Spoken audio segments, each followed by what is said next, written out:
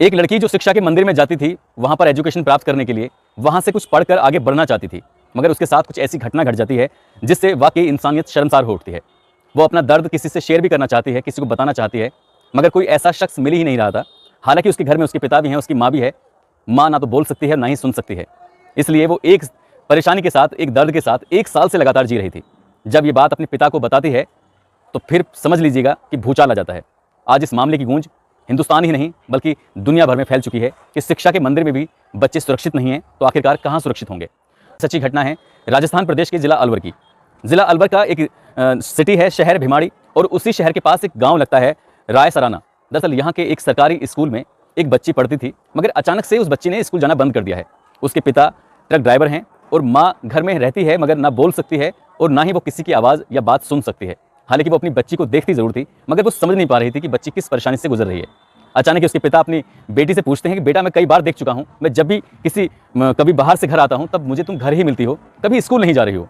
आखिरकार क्या बात है, तुम स्कूल क्यों नहीं जाना चाहती, जबकि तुम पढ़ लिख कर बड़े बनकर एक अच्छा डॉक्टर बनना चाहती थी। मैं तुम्हारे लिए दिन रात मेहनत करता हूँ, दिन रात ट्रक चलाकर तुम्हारे लिए पैसे कमाता हूँ और तब तुम्हारी पढ़ाई कर रहा हूँ। आखिर क्या बात है, तुम क्यों स्कूल नहीं जाना चाहती हो। शुरुआत में बच्ची शांत रही, कुछ बोल नहीं पा रही थी, मगर जब देखा कि माँ सुन नहीं सकती है, बोल नहीं सकती है, इसलिए उसकी आवाज़ सुनने वाला कोई नहीं है पिता के अलावा, तब उसने अपने पिता को रोते हुए अपना वाकया बताया। तो पिता के पैरों तले ज़मीन खिसक गई कि आखिरकार मेरी बेटी 1 साल से एक परेशानी से जूझ रही थी और मैं उसको समझ ही नहीं पाया। दरअसल ये लड़की गाँव के ही सरकारी स्कूल में जाती है और वहाँ करीब 1 साल पहले उस बच्ची को इस स्कूल की 2 शिक्षिकाएँ अपने साथ लेकर जाती हैं कि बेटा, तुम्हारे साथ तुमसे कुछ ज़रूरी काम है, हमारे साथ चलो। वो जहाँ लेकर जाती हैं वो एक सुनसान जगह थी, एक आध वहाँ पर घर बना हुआ था। उस घर में जाकर देखती हैं तो वहाँ प्रिंसिपल साहब हैं और इसी स्कूल के 3 शिक्षक और मौजूद हैं। वहाँ खाना पीना चल रहा था, 2 शिक्षिकाएं पहले से ही मौजूद थीं, इसलिए इस बच्चे के दिमाग में कोई ऐसी बात नहीं आती है।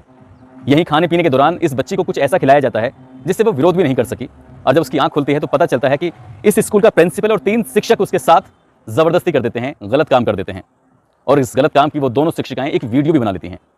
यहाँ 5 और लोग मिलकर, बल्कि 6 लोग मिलकर, जिसमें 2 महिलाएं हैं और 4 पुरुष हैं, ये गलत काम करने का वीडियो बनाने के बाद इस लड़की को जब ये एहसास हो जाता है कि उसके साथ कुछ गलत हुआ है, तो उस लड़की ने कहा कि मैं घर जाकर अपने पिताजी से, अपनी माँ से सब बात कहूँगी। तो बच्ची रोने लगती है, गिड़गिड़ाने लगती है। तो ये शिक्षक उसे इतना डराते हैं, धमकाते हैं। इस स्कूल का प्रिंसिपल कहता है कि यदि तुमने कोई बात अपने घर जाकर बताई तो तुम शायद इसका अंजाम नहीं जानती हो, क्योंकि मेरा भाई मंत्री है, मैं मंत्री का भाई हूँ, तुम्हें और तुम्हारे पिताजी को, पूरे खानदान को मैं सबको खत्म करा दूंगा। साथ ही उस बच्ची को डराया भी गया, धमकाया भी गया। जब ये बात उसने दोनों शिक्षिकाओं से कही, मैम मेरे साथ कुछ गलत हुआ है, आप क्यों कुछ नहीं कहती हो, तो वो शिक्षिकाएं शांत रहीं और शांत रहते हुए कहती हैं कि बेटा, तुम शोर मत मचाना, किसी से कुछ मत कहना, तुम्हें तुम्हारी फीस, तुम्हारे कपड़े, तुम्हारी ज़रूरतें हम सब कुछ पूरा करेंगे, बस तुम शांत रहना। और यहाँ से पहला दिन था और सिलसिला शुरू हो जाता है। जब इन शिक्षकों का मन करता था, जब इस प्रिंसिपल का मन करता था, तब उस बेटी के साथ वो मुंह काला करते थे और ये सिलसिला शुरू हो जाता है। कभी 1 शिक्षक, कभी 3 शिक्षक, कभी 2 शिक्षक, जब जब मन करता था तब उस बेटी के साथ गलत होता रहा। मगर दीपावली का जैसे त्यौहार आता है तो दीपावली के त्यौहार के बाद वो लंबी छुट्टियां होती हैं, उन छुट्टियों के बाद इस बेटी ने स्कूल जाना बंद कर दिया, क्योंकि अब यहाँ इसके साथ पढ़ाई नहीं हो रही थी, इसे पढ़ाया नहीं जाता था, बल्कि इसके साथ हर दिन कुछ ना कुछ ऐसा होता था जब भी मौका मिलता था। मगर ये बात इस विद्यालय के, इस स्कूल के चंद लोगों को मालूम थी।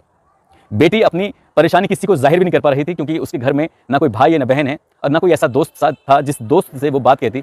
पहले ही दिन उसने जब विरोध किया था तो शिक्षिकाओं ने उसको लालच दिया और उसके स्कूल के टीचर ने, उसके स्कूल के प्रिंसिपल ने उसको धमकियां दी थी कि अगर तुमने किसी से कुछ कहा तो तुम्हारे परिवार वालों को जान से मार दिया जाएगा।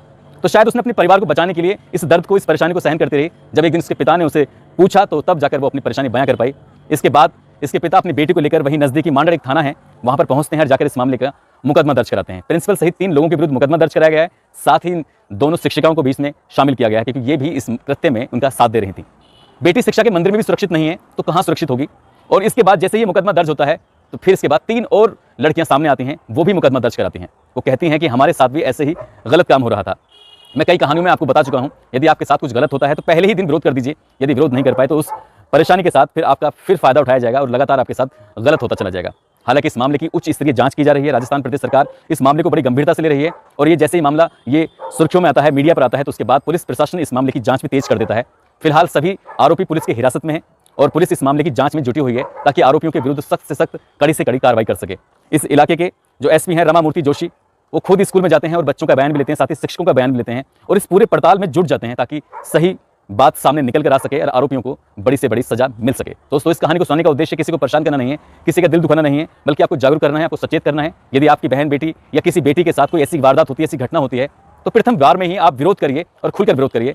कोई नहीं सुनता है तो पुलिस का सहारा लीजिए, या पुलिस के पास जाइए, या फिर किसी ऐसे समझदार या किसी ऐसे व्यक्ति के पास जाइए, सोशलिस्ट के पास, ताकि वो आपकी आवाज़ को बुलंद करके आगे तक पहुंचा सके। आप मीडिया का सहारा लीजिए, आप वीडियो बनाकर उसको वायरल कर दीजिए, आपकी मदद होगी, हर हाल में होगी।